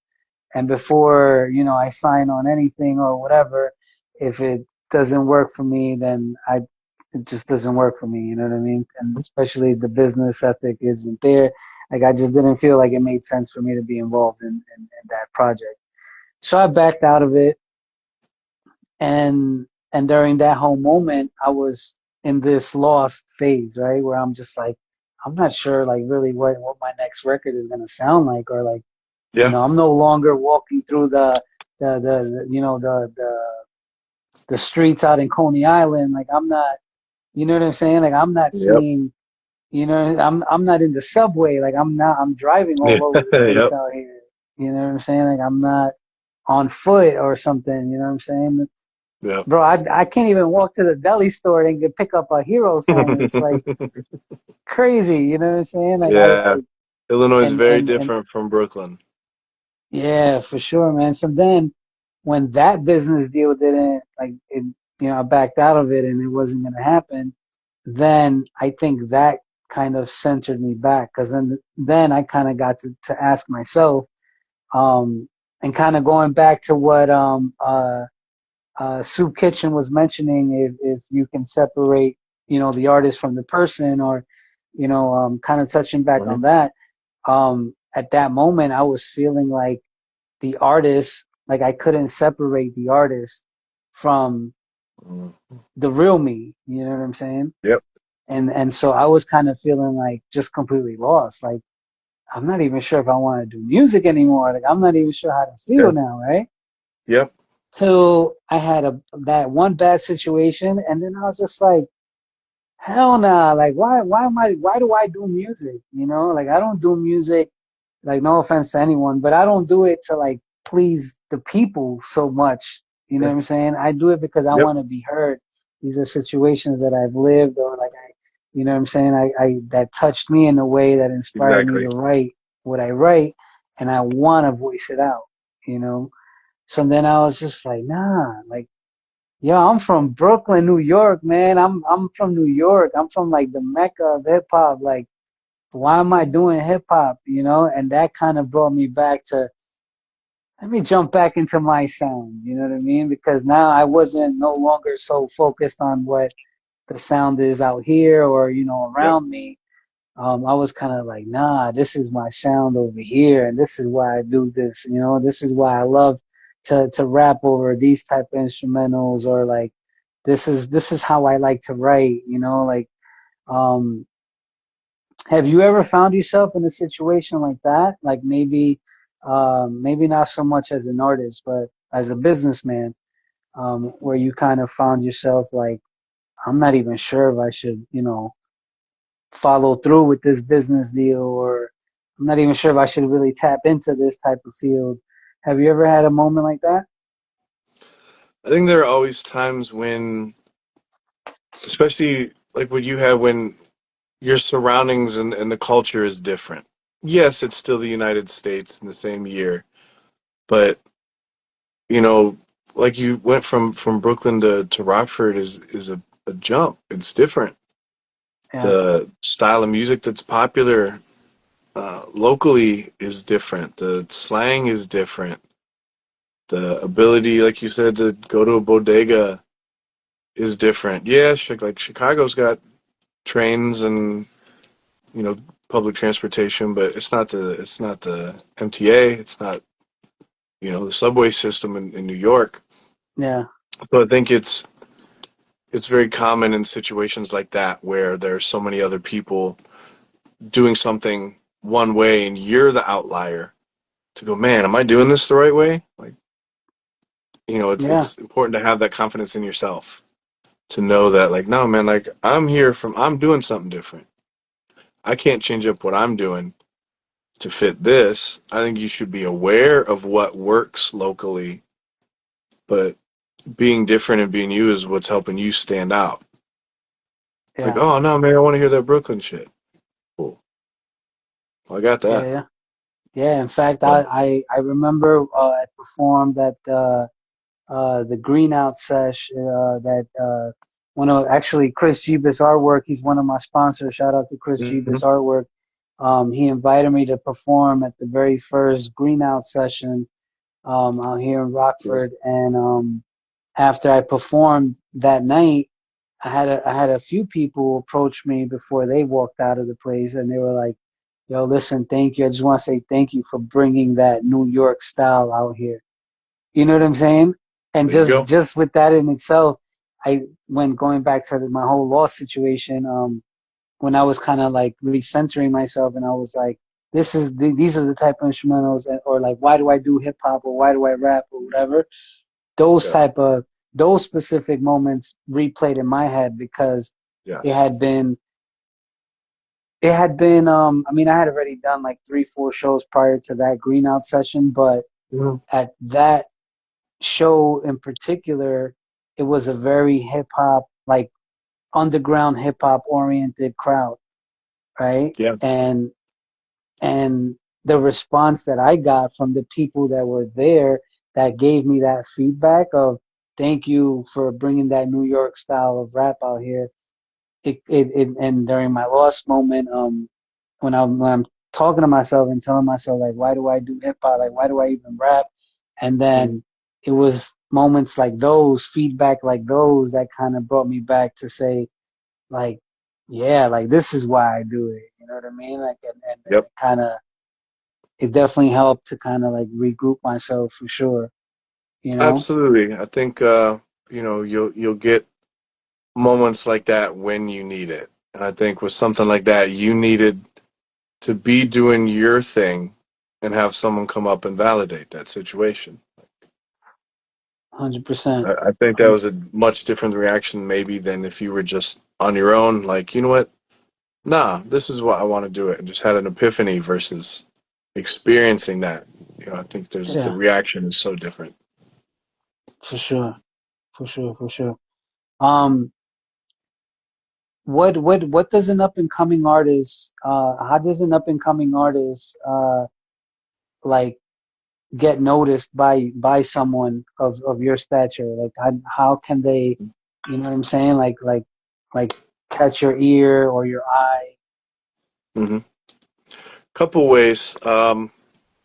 Be open to opportunities, whether it's performing or being on an interview or being played on a radio station or a playlist or whatever. The basic version is to be open to things like that. Like, have Yeah, some awareness, maybe see what makes sense for you, but be open to platforms that are allowing you to tell your story. Don't be afraid to reach out to people. Don't be afraid to follow up. Because man, like we got, especially even just Instagram, there are like multiple inboxes. There's a primary and a general and a hidden and like a super hidden. And for real. some people have their DMs turned off, and some people, like there was an artist recently that reached out um, to someone who introduced him to me who wanted help with his marketing, but his DMs were closed. So like I sent a message to him saying, "Hey man, I was introduced by so and so. Wanted to talk and see how his DMs were closed. It's not closed like he wasn't accepting them from everybody. All right, man. Well, if I'm like really wanting to talk to this guy, I don't want to be accused of not reaching out and not trying. Like, hey, man, I introduced you, so okay, I had to go. I left a comment like, hey, I just check your messages. I wasn't able to contact, but whatever. Yeah, So many of us are easy to reach. So maybe you just reach out. I think you need to be aware of what your ask is. Like, what is it you're trying to do? Don't just send me a Spotify link. Like, I'm not listening. I'm not going to. yeah, yeah, yeah, If you just no hi, no hello, no hey, I'm working on a new song. Can I send this to you and get your feedback? Do you offer feedback? Are you looking for like no conversation, nothing? Just send me a link. Like I don't have time to listen to that, even if I wanted to. But come on, man, I'm a person. it Like lacks, yeah, you know, it lacks personality, 100%. absolutely. So in the emails and all this stuff, man, like don't be afraid to reach out. Know what you want. I think building a relationship is cool, man. Follow me, leave a comment on a post or laugh at a story or something. Just like little things like that kind of help, For create the sure. relationship. Because otherwise it's just like, hey, what can you do for me? I'm not going to Yeah, help you out at all. I don't want to pay you. I don't want to listen. I don't want to share your stuff either. I want you to do something for me. And then I'm just going to leave and, who cares? Like, yeah, come on, bro. Like, don't yeah, don't yeah, spam don't spam your link anywhere. Like that doesn't yeah, work. yeah. So if you're trying to reach out to someone, like just don't be afraid to do it. Just feel free to ask. Hey, do you do this? Hey, I'm working on a new song. Are you able to listen to it? And the people will tell you. Like hopefully they'll answer. Yes, I'll check it out. Maybe they have I want you to set up a consultation. Hey, let's have a meeting. Hey, let's here's an opportunity. Who knows? But you won't know Yeah, if you don't reach out. And if you yeah, just, yeah. a lot of us, Where, just real with, quick, I got a guy, that helps, and my guy Carver, who will look, and he's scouting for talent for us. Um, but I personally don't spend a lot of time just going through hoping to find stuff. Sometimes I'd scroll on TikTok and just see what I hear, and I'll make a yeah, note and remember to come back, or I'll listen to people's music. But not always. I don't do that every day. I don't have time to do that every day. yeah, But there are people like me who, are willing to help, but you just got to reach out and not do it in a shitty way. And yeah, hopefully they'll be cool back to you. yeah, yeah, no, definitely makes sense.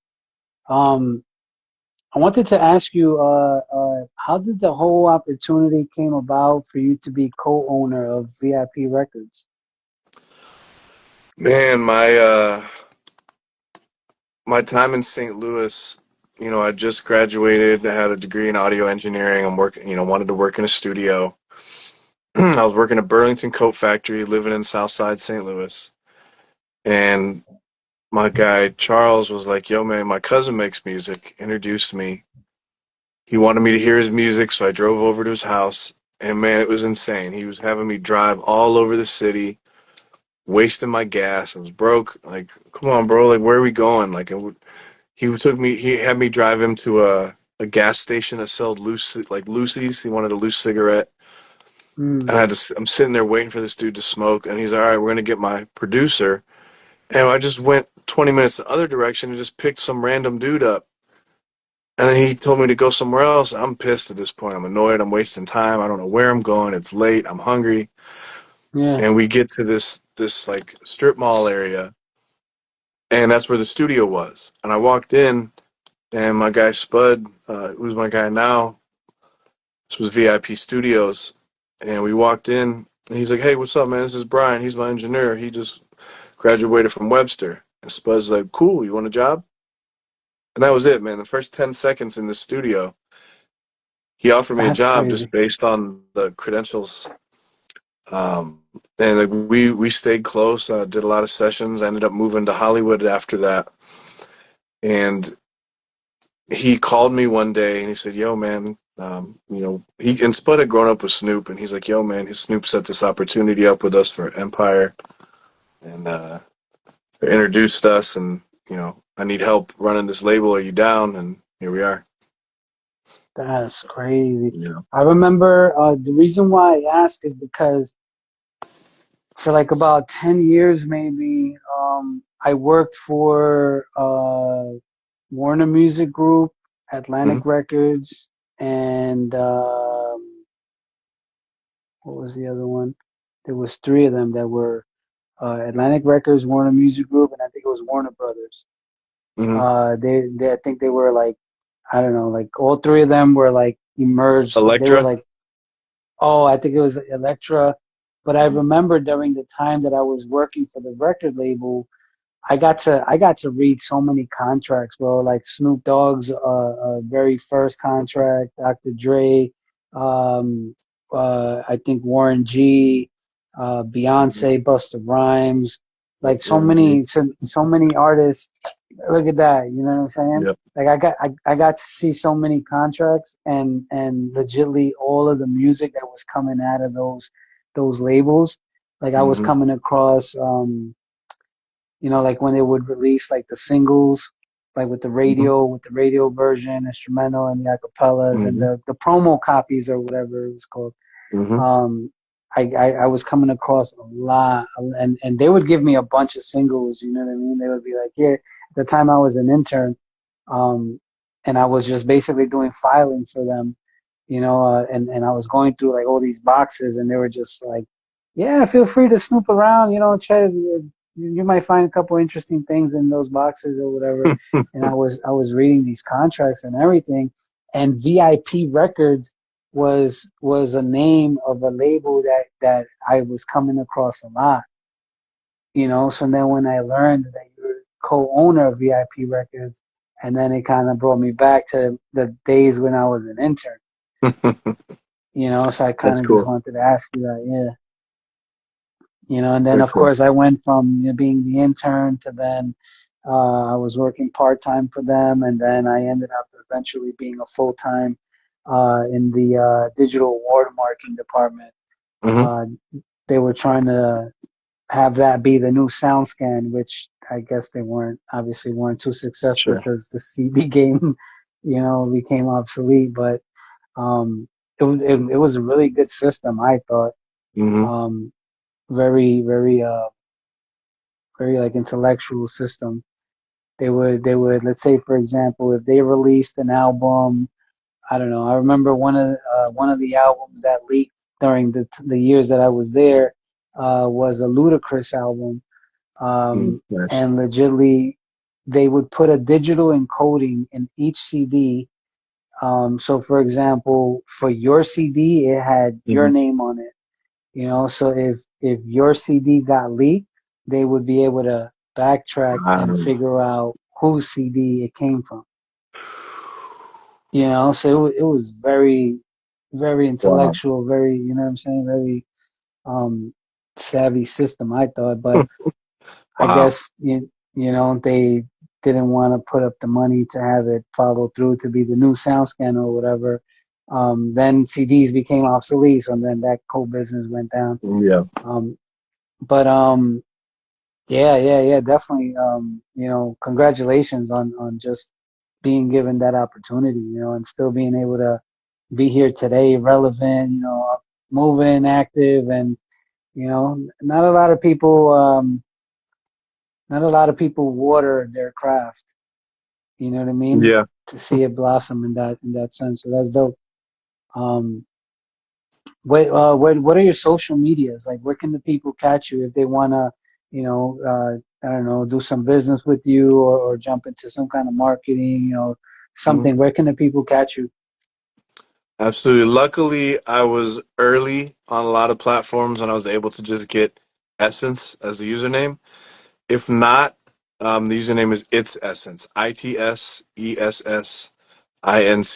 So Twitter, X, um, Instagram, Facebook, TikTok.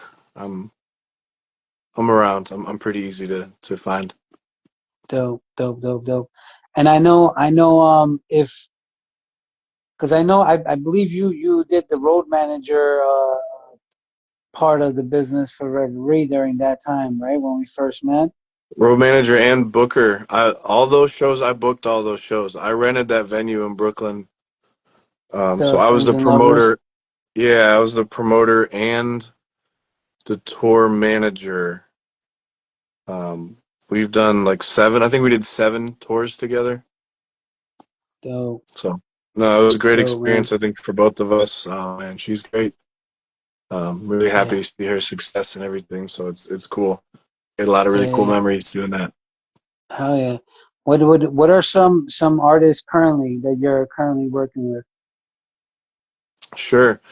So one pushing now, M City JR. He had a song, man. It blew up. It blew up. He released it 2016, I think, and man, it's still got legs and going. It's called "Addicted to My Ex," and it went super viral on TikTok, and it stayed viral. Um, Over 100 million streams to date. There are more, but I think that's just like Spotify alone. This dude's this Crazy. song's been blown up, so he put out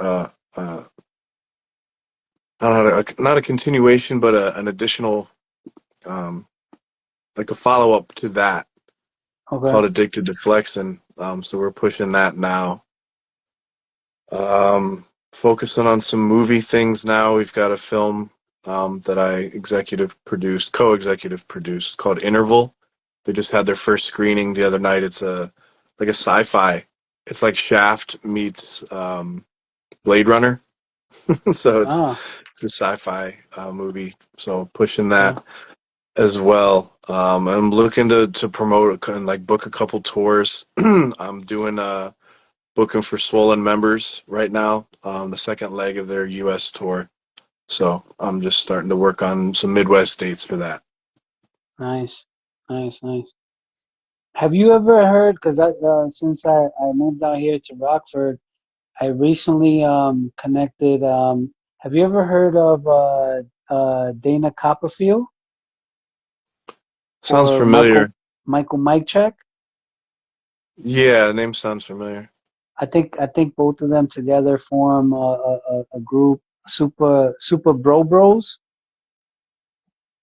Hmm. I I'm not think I sure. think I think Dana Copperfield. I think he's from Milwaukee, if I'm not mistaken. Okay, yeah, his name, their name, the individual names sound familiar. Yeah, yeah. And I got to catch them perform live out here in Rockford at the Half Baked Bar. Nice. Um, Definitely, it's a cool spot. Shout out to the homie Josh, over at the Half Baked Bar. Um, Funny thing, Chris GEEBUS Artwork also organized that event where he brought them out here Dope. to perform. Really, really, really dope hip hop sound. Um, yeah, I figured I'd just mention that to you to see if you had heard of them. Nice. Um, No, I'll have to check them out.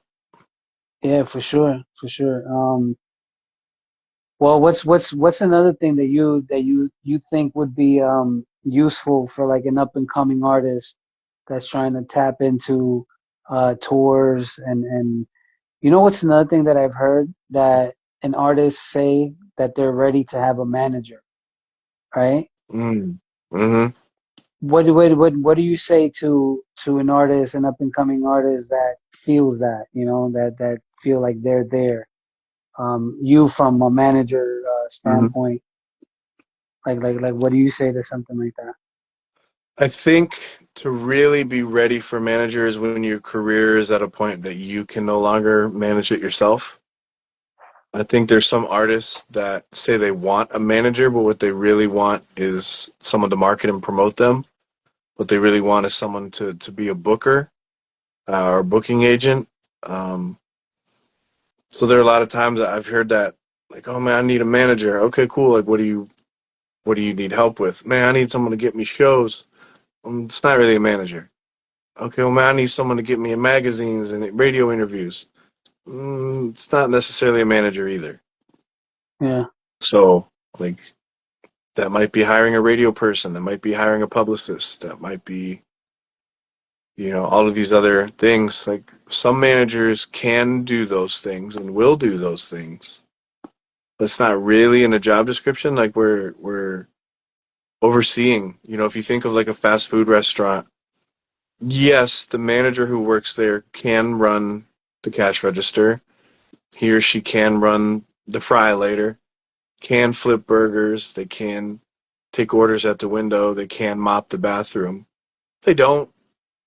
yeah, Like some of them will step in if they need to, of course, but a well-run machine has someone overseeing to make sure that the individual people are all doing their parts and then handling some of the negotiations and bringing in opportunities. Like sure, that's definitely a part of it, having a good network, but think a little about it. Like, is that what I really need? Are you expecting a manager to come in and to pay for everything? Because they won't. yeah, You might find some who will, but that's a little bit different contract because now they're investing in you and they're not just giving money out of the goodness of their hearts. Like, yeah, you yeah, got to be conscious of that. Like, what is it that you really want? Um, and maybe you are ready. But I think if it's at a point where you're stuck and you're not growing anymore because you're so busy handling things, like man, I can't record my music because I'm doing this, this, and this. Maybe it's time. what would you say are the first three qualities that you gravitate to when you decide or when you kind of tell yourself like, okay, like I'd be open to working with this artist? Like what are the three main factors that you need to see before you tell yourself that?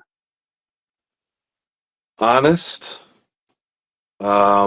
self-sustaining. Like I don't have time to hold your hand. I don't. I don't have time to like if we have a meeting and decide, okay, man, this is the next single, this is what we're gonna work on. I need you to do this and this. Maybe it's something small. Maybe it's, man, can you get the lyrics to me? Send me the cover art. Send me, you know, the songwriters' names. I don't want to have to follow up with you. Hey, man, just a reminder. Can you do this? Like, you got to be able to handle this stuff. Like for me, Yeah, some yeah, people are great babysitters. I don't have time for that. yeah. Like I just don't. Like I've had experiences recently. Great people, good music, but like I can't help you if I have to constantly remind you to do things and you can't do the simplest things. One time, all I needed this dude to do was to make a SoundCloud account. Just make the account. Just take Yeah, 30 yeah, seconds and register and send me the password. I will upload everything. 3 months, never got done. yeah. Constant reminders. I don't have time, bro. I can't help you. I'm sorry. I'm not That's sorry. crazy. I can't help you, man. The simplest 30 seconds on your phone. You could do that while you're microwaving your dinner. You know what I mean? You can turn the coffee pot True. on and make a SoundCloud account. Like, so I need you to be self-sustaining. I'm always happy to help. I'm Yeah, here to help. But if you can't do anything, you need to be babied and have your hand held the whole. I don't have time for that. I can't do that. Um, Honesty and the work ethic. You got to put in the work, man. You got to want it more than I want it for you, or it's never gonna get done. Like yeah. you That's a good gotta one. outwork me. You gotta like really want it. Like, and you can't just say you want it. Like, oh, I want to be a star, man. I can see it. Put in the work, bro. Yeah, Respond. Like, post a video, post a comment, write the song. Like, I shouldn't have to ask you to make music. Hey, man, are you working on anything? Like, I shouldn't have to. You can come to me for help, but yeah, I can't always motivate you to follow your own dreams. yeah, yeah, for Like, sure. I'm here to add gas to the fire. But if you I can't know even get this guy, started, my guy from Beloit, Wisconsin, Lucci Bang Bang. He has so much material, man. hmm So much material, man. Like I'm telling you, like a ridiculous amount of material. He kind of brought me back to feeling when I was first forming El Imperio Records, hmm and when Crazy G came to me at that moment, at that point in time, it was him and his cousin that formed Crazy Aztecs, right? hmm Two is a duo group, and Crazy G presented to me like a whole hard drive of like I don't know how many albums of just material, things that they had recorded, full records, you know, maybe some hmm not all the way done, but just a hmm lot of material. He was just like, here, like basically, I want you to listen to all of our stuff and you tell me if, if you'd be open to working with us, you know?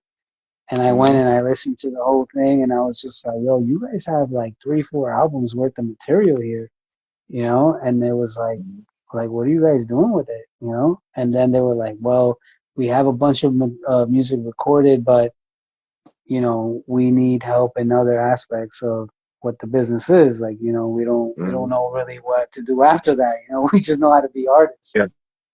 you know? So it brings me back to that where, um, going back to Lucci Bang Bang, he has so much material, and he kind of made me feel that again. You know what I mean? Where I'm just like, you're someone I would definitely work hmm with all the other, I don't want to say, or the other things that I know how to tap into, like editing a music video or hmm hmm engineering and all sorts of things that go into this whole music thing. It kind of made me feel that again, you know. So like I've been very connected with him and just hearing all this new music he records, man. And he's working on a new album now, and I'm just like, bro, like you need someone to back you up, man. And I want to be able to back you up, but I mean, I'm also an artist. Like I'm not a manager, you know what I'm saying? So Right, it's like, right. but he has so much material and dope material too, you know. So hopefully he'll catch this episode. Maybe not now, but maybe later on. Yeah, no, man, I'm always happy to, if you go on my Instagram page, there's a link in my bio, and if you tap that, there's a place to book a one-on-one. It's free, completely free, 30 minutes. Just let's talk about what your goals are, and we'll decide after that if it's something that I can do to help, but we'll map it out. And if Yeah, if we talk, you'll have an idea. You'll know what your next steps are. I promise you that. If it's something you want to hire me to help you with, I'm happy to do that. Um, if you just kind of need some advice, I'm happy to give that too. yeah. No, that's dope, man. That's dope. Not a lot of people are willing, spread that knowledge. What they call them, gatekeepers, Yeah, yeah, right? yep, Like, there's so many new terms nowadays that I'm just kind of like, yeah, yep. how do I keep up with all these terms? You know what I'm saying? I'm still stuck in like Yeah, that. right, It's crazy. right. Um, so what's the next like big tour that you'll be, you know, um, uh, organizing, putting together? Maybe not here in the Midwest, maybe out in New York. We have through a company I work with, an agent with artist auditions. We've got we've been doing a big event in San Diego every year called TAP Touring and Placements, and they're doing one in New York next month.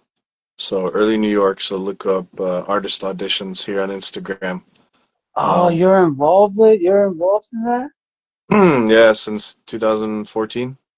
Hmm. I've seen it. I've seen it. I've seen it. I've seen Cool. it around. I've seen, you know what I mean? I've seen I think I might be following the page too.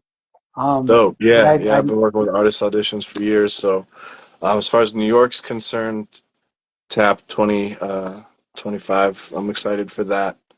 Um, like I said, I got the Swollen Members tour. Swollen Members and Locksmith. Locksmith's been blowing up again recently. He's super dope. yeah, Super locksmith for talented. He's sure. been blowing up like social media, like him like driving around and like just bars, man. That dude's incredible. So Just working on recently booking had dates Joel for that in the Ortiz on Midwest. there. Hmm. Right? I caught that one. Yep. Um, yeah, I caught a few. Locksmith has been putting in work for a while now. Yeah. No, he's nice, man. So like those are the things that I'm working on now. Man, anytime that I can get up to New York, man, I love New York, man. If I can get up there again, I will. I'm happy to go anywhere. I'm happy to travel. I love scouting talent and hosting Yeah, events and giving lectures and teaching game. Like I love doing that stuff. So if anyone's out there looking to book someone hell for an yeah. event, man, hit me up. I'm happy. Passport ready. I'm ready to go. Dope, man, dope. Yeah, whenever you're out here in the Midwest, Chicago, or somewhere, I don't know, around or whatever, hit me Hmm. up too, man. Just so we can maybe Yeah, I'll of head course, on. man. I might be up that way for basketball in the fall and winter, so I'll let you know if I end up up that way. Yeah, yeah, for sure. I mean, I'll bring El Imperio TV. I'll catch some interviews there. No, You know that'd what be I'm great saying? Oh yeah, so we can continue to work together, man. for Um, sure. any last words you want to give the up and coming artists, people that are looking to work? Um, you know, anyone that's trying to tap into what the music business is and what it holds. Any last words you'd like to share with them? Yeah, it's growingly difficult to discern sometimes what's real and what's not, who's actually put in work and who hasn't. It's easy to look like you know what you're doing on the internet, but there are those of us out here who've actually done something, and we're happy to Hell yeah, help. We want to help. I care about the business. I care about the music. I care about the artists. You know, continue to work and be yourself is such corny advice, but if you were able to look back to like past the cliche of it to understand like that is meaning don't necessarily chase trends. Um, you know, if you don't live that life, don't. Don't rap about that life. Rap about what you know. Write your stuff about what you know, and you'll go farther. Like if you don't go to the clubs and you try to make club music, and people are gonna know Yeah, eventually. Maybe you can fake it a little bit, but like, oh, bro, you're not a party person. We can tell, and that's okay. Man, there's a yeah, whole market for like rapping about anime and stuff. Man, nerdcore is a thing. It's a hyper niche market.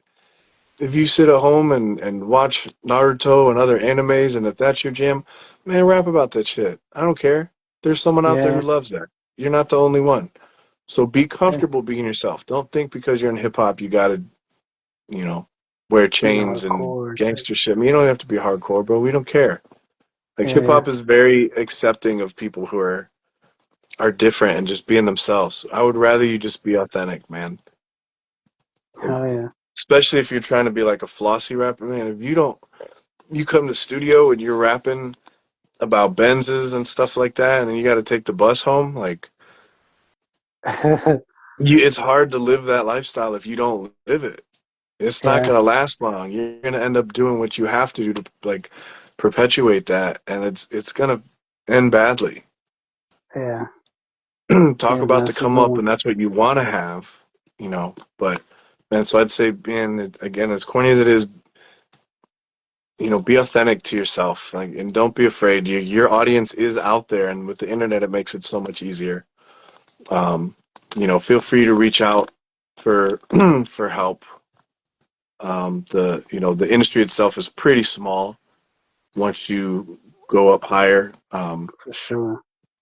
So we a lot of us know each other in some capacity. So even with that, you can kind of tell who's following who and who might be better able to help you with some things. Yeah, Um, and lastly, man, don't be afraid to ask questions. Like if you don't understand something, man, this is your career. This is your livelihood. If you don't understand how something works, man, just ask. Whether it's Google or YouTube or in an email to somebody or a DM, like please don't be afraid to ask. Like everyone learns something for the yeah, first time. So if you don't know it, it's okay.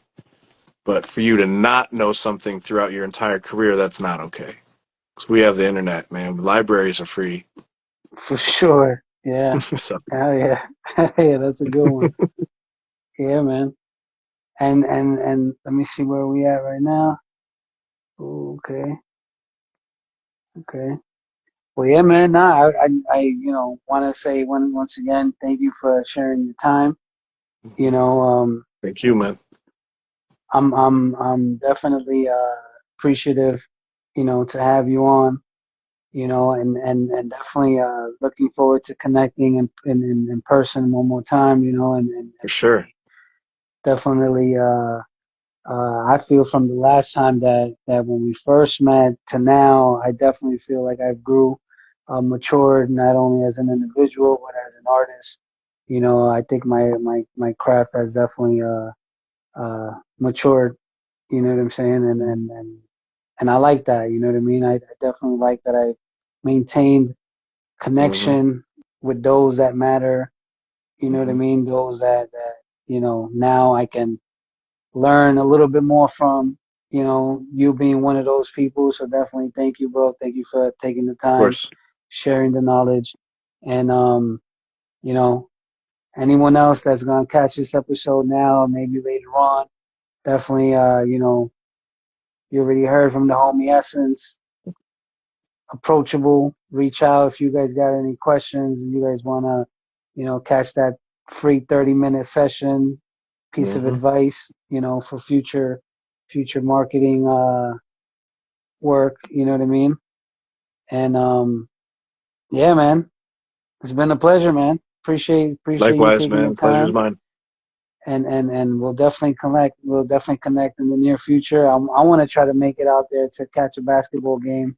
Maybe I'll bring my Yeah, son or man. something. You know what I'm saying? That'd be awesome. That'd be sweet. Yeah, hell yeah, man. So definitely, thank you for once again for sharing the time. And it's the Kid Stranger at Imperio Records at Imperio TV, where hip hop has no borders. And we are out. Peace.